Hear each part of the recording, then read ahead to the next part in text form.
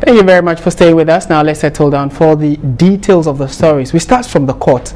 The Attorney General has dropped an abetment of crime charge against Alhaji Dawood Mohammed and 6 others accused of aiding Nayele Ametepe to transport some 12 kilograms of cocaine to the United Kingdom. Appearing in court today, the defense lawyer Vincent Akins, Ado Etia and Frank Davis were eager to find out if the state will present a bill of indictment and summary of evidence after BNI investigations.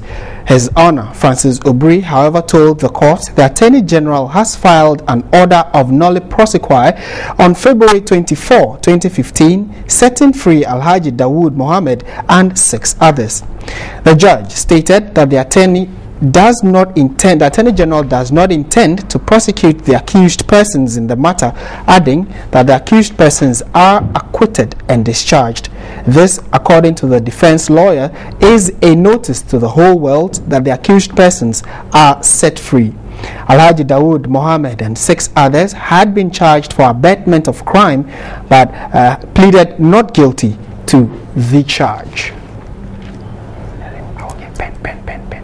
Has taken. What has happened here today is that Attorney General thought that they could get some evidence to substantiate their case that our clients abetted the crime that was committed by Nayele. But after going, doing their investigations and going over the case, I think they have, realized that they cannot prosecute the matter.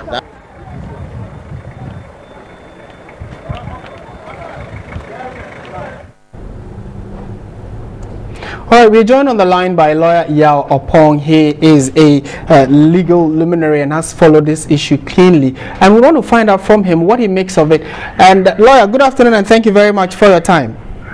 Afternoon.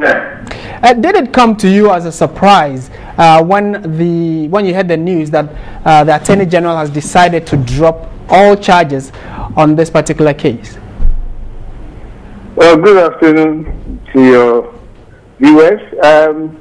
Well, I don't know whether it came to me as a surprise or not. The fact is that when you are facing trial in court and it's a criminal matter, the Attorney General at any point in time can file what we call nolle prosequi, that the state has no interest in the maintenance of the case against you, and that is enough. That is the power granted the Attorney General exclusively, and no one can question the exercise of that power, which is founded in law. So it is something that can be expected in a criminal matter, and I don't think that I'm surprised that it has happened. Well, looking at the magnitude of the case and the fact that it has drawn some international attention, specifically having to do with the UK and other countries having some kind of interest, is it not a bit curious that we were unable to, quote-unquote, punish the persons who were alleged to have helped the main suspect who is currently in jail? But the point is that, first of all, every case is important, and I don't know why one case can be called a case of a certain magnitude. The fact that the whole world is interested in a matter doesn't mean that the right of a person who is alleged to have committed an offense should be ignored. What the state is saying is that we have realized that we do not have any interest in prosecuting this person. And that is the end of it. If the UK or any other country think that they have any other evidence, jurisdiction, such a criminal jurisdiction, is largely state-based. And so you cannot, in your view, if you think that somebody has committed an offense in another person's country, and the mandated authority or the person authorized to prosecute is, we do not have enough ground. That is what I think the filing of the nolle prosequi means in this case. You cannot say that it has a certain magnitude, so we should punish. In any case, it is the Attorney General that can punish any accused person. It is the court. The Attorney General, who is the #1 lawyer in Ghana, strongly believes that this is not a case that in one maybe will secure conviction, or that this is not a case that the state should continue to prosecute, the Attorney General has the right to exercise that power, and it doesn't matter a certain magnitude that has been imagined concerning that case. I'm sorry, but my only problem is, you see, at what point in time does the state realize that there is no case to be made against an accused person? Usually you will be taken to court, then they say, my lord, investigations are ongoing, and people continue to suffer on remand, only subsequently for the state to say that we don't have enough evidence, we are not interested in prosecuting. What becomes of the right of the accused person, which has been trampled upon for all these years or months or weeks? It is unfair. Elsewhere, investigations will be done to a certain level where those in charge of prosecution will know that at least 50-50 we may be able to secure conviction. But here you are taking on mere suspicion, not even on reasonable suspicion.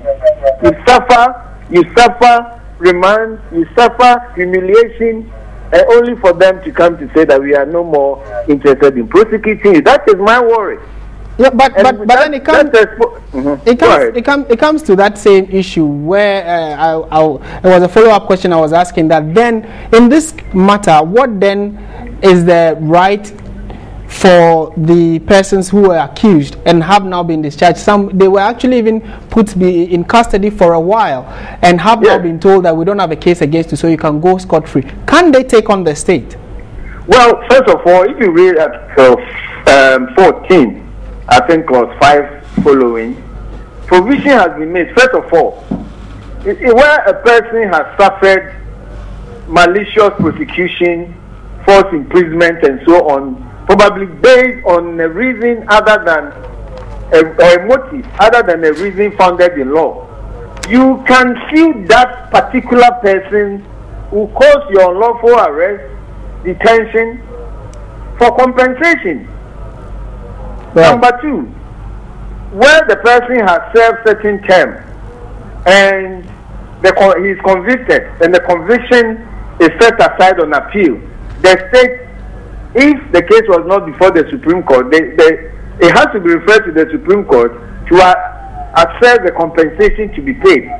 It is not so clear when it comes to normal prosecution, unless you can say that the police, a particular policeman or a state personnel was interested in this case and he caused your arrest, continued detention, and that the prosecution itself was malicious. It was based on a motive which is actuated by malice. Unless in that case, then you can also sue that particular person or group of persons and ask for compensation from them personally. Right. We would want to ask the final question, which has to do with morality and the law, where there are those who are asking that it is unbelievable that for a case like this we couldn't find evidence. And then also here is a case where, like you're saying, the state attorney is saying that they do not have evidence to that effect. Is it possible? Is it a likelihood that we cannot ever find any form of evidence whatsoever to run the full haul of the case?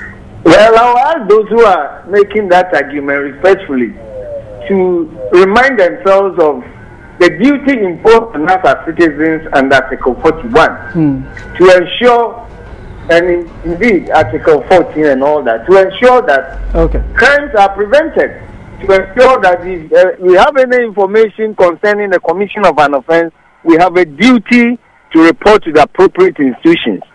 The fact that nollie prosequi has been filed, in my own limited understanding of the law, doesn't mean that if fresh evidence is available, evidence that couldn't have been available at the time of investigation is available, it does not mean that the state, if it so strongly believes in the fresh evidence, cannot rearrest them. The state can always do that. This is that at this point in time, mind you, no court has determined with finality whether or not these people have committed an offense as alleged by the state. That's how I understand it. Okay. Thank you very much for sharing your thoughts with us. Yao Opong is a lawyer and has been telling us what the meaning of the current state decision means, which is that the case, the accomplices who were arrested and said that they were part of the people who held Nayele Ametefe have been freed and have been left off the hook because the state says it has no evidence to further prosecute the case.